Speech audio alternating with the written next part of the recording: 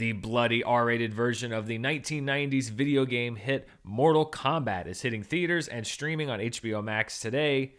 Insert Mortal Kombat video game quote here.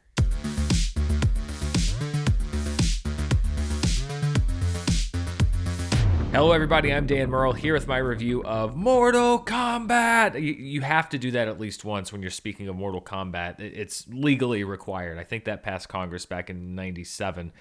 This is the latest adaptation of the video game that it seems like everybody my age when I was a kid was playing, except for me. And that goes into the little caveat, and this is what I love about movies. Everybody comes at it from its own different direction. Going into a Mortal Kombat movie, I am not coming from this deep well of knowledge that so many other people are, because Mortal Kombat in my household growing up was what I called a groundable offense if I was caught playing it. The violence was too much, even though they had different modes that you could do. You know, sometimes the PTA just gets the final word on things. And so I did not play Mortal Kombat when I was a kid. I didn't see the movie Mortal Kombat when it came out in 1995. I only saw it years later when we did the Honest Trailer just a few years ago for it. So the amount of knowledge that I bring into this Mortal Kombat movie is the stuff that I remember from the 1995 version that I saw a few years ago, and then the stuff that just seeps into your brain through just cultural osmosis from when I was a kid. I knew some stuff. I know who Sub-Zero is,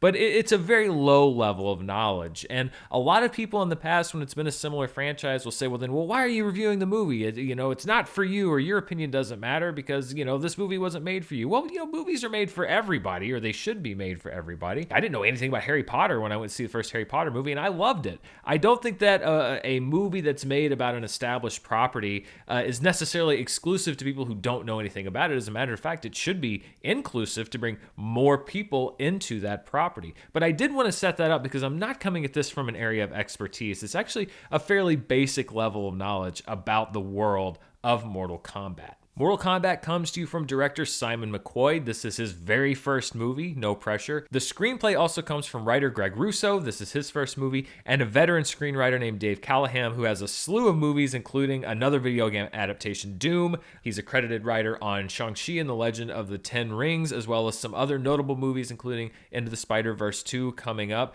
So we have a rookie screenwriter and a veteran screenwriter and a first-time director and the video game genre. So there's a lot of potential pitfalls already here with this film. One of what you might say is an even riskier move is that Mortal Kombat's main character is not an established franchise character. It is a new character named Cole Young, who's played by Louis Tan. He is the descendant of an ancient warrior, and that bloodline leads him into the world of Mortal Kombat, which, if you don't know, is an extremely high stakes, as an end-of-the-world type stakes fighting competition between Earthrealm and the Outworld. These are two realms that have been clashing with each other for millennia, and we're at a very dire tipping point between these two, so the stakes are high, and there's a little trickery going on, as you would expect when things are this important. Cole is an original character, but of course he is surrounded by a cast of names that people who have played Mortal Kombat, and probably some people who haven't played Mortal Kombat will know. Sonya Blade and Liu Kang, Kung Lao, Kano, Jax, of course Sub-Zero, and then of course you've got Raiden,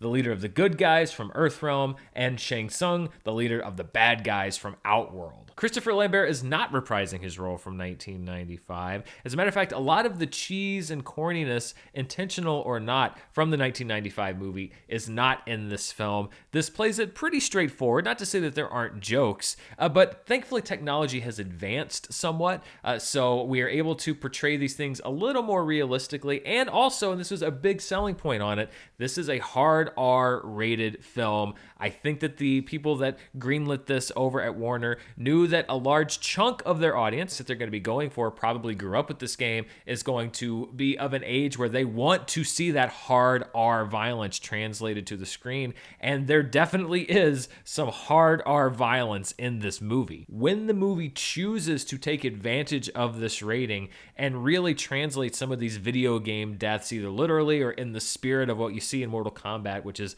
very over the top, very gruesome and yet cartoonish at the same time. I don't think anyone that's a fan of Mortal Kombat is going to be disappointed with what they choose to do in this movie. If there's any disappointment to be had, it may be that they don't go to this well enough. They use this gore and these creative deaths, I'm not going to say sparingly, but economically throughout the movie. And there was a couple deaths that even I remember being from the video game that are not in this movie. Some that are, some that aren't. So it's not like they emptied the magic box of death in this film. There's still a lot of places to go, but the stuff that is there, I think, is going to make people wince and groan and do all the fun things that you do in movies like this when they come up with creative ways to kill people. It's kind of like the final destination of video game movies. The cast of this movie is neither great nor terrible. I say that the acting is really a very consistent amount of acceptable, and you could take that as either a positive or a negative. I think when we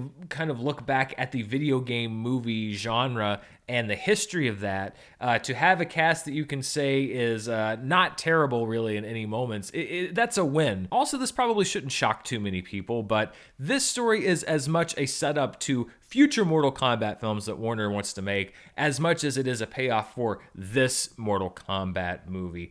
Like I said, you probably shouldn't be surprised by that, but I think that if you're going in hoping that this movie is going to show you the full range of what you may expect from the world, you don't quite get that. It's not the Gray situation where, Liu Kang is getting ready to fight and then we cut to credits and you have to come back for the sequel, or they skip over that part. There is blatant setup for future Mortal Kombat films, set up to things that even I know as just a very kind of adjacent person to this video game world. So I'm sure that Mortal Kombat fans will be even more excited by the things that they're teasing for this next film, but I think they're also going to be excited by what's delivered.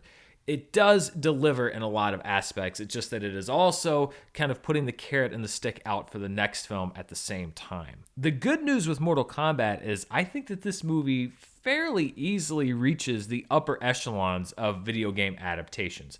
The bad news is that is an embarrassing low bar. You really just have to be one step above atrocious to at least not be in the middle tier of the discussion, and it's really not that much higher to get up into the top tier. But I do think that this movie is in the top tier, but I'm very much just sitting in the middle on this movie, and it's one of those things where I could go either way. It didn't really inspire me to such great heights, but I didn't come out of it really hating anything. There's some things you just have to kind of roll your eyes at and just understand that this is the kind of movie that you're watching. I'm actually inclined to give Mortal Kombat the benefit of the doubt, and it really is based on the fact that I know probably less about this world and less about these games than the average person who is going to seek out and watch a Mortal Kombat movie. I think that if you know nothing, there's enough cool stuff here to make you intrigued about the world. I think that if you are a big fan of the games, there are more references I'm sure that I didn't pick up. The references that I did pick up,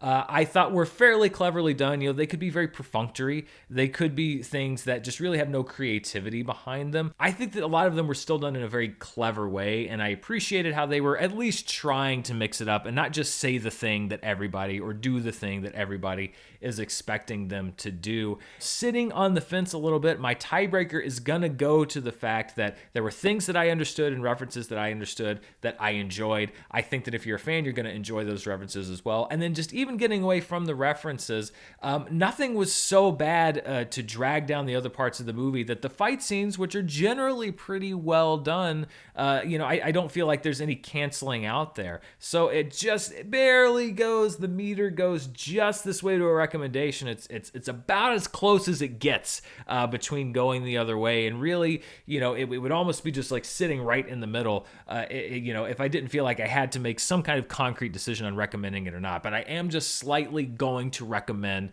Mortal Kombat, especially if you have HBO Max and have to turn it on to watch at home. Then I would really have no qualms whatsoever about recommending the movie, because it's a pretty tight watch. It's listed at an hour 50, but I looked, the credits are 10 minutes long, so it's really closer to like an hour 38, an hour 39. It's a quick watch. I don't think you're really going to lose anything by watching the movie. Grin and bear it. It passes by amiably enough until you get to the cool stuff. And then there's a couple treats to be had. So those are my thoughts on the latest Mortal Kombat movie. I guess we have to call it MK21, Mortal Kombat 2021.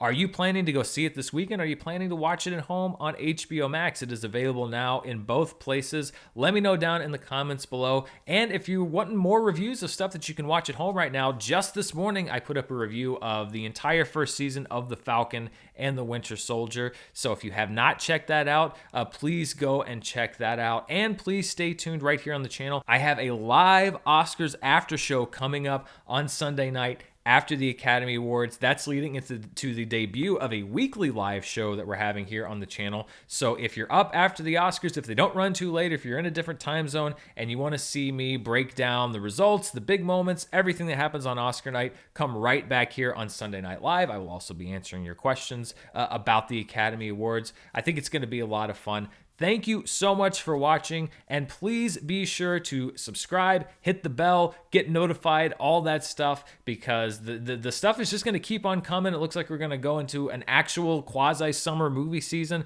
A lot of fun stuff coming down the pipeline, and I'd love for you to join me here as we go over it together. Thank you for watching. Stay safe out there, and I'll see you next time.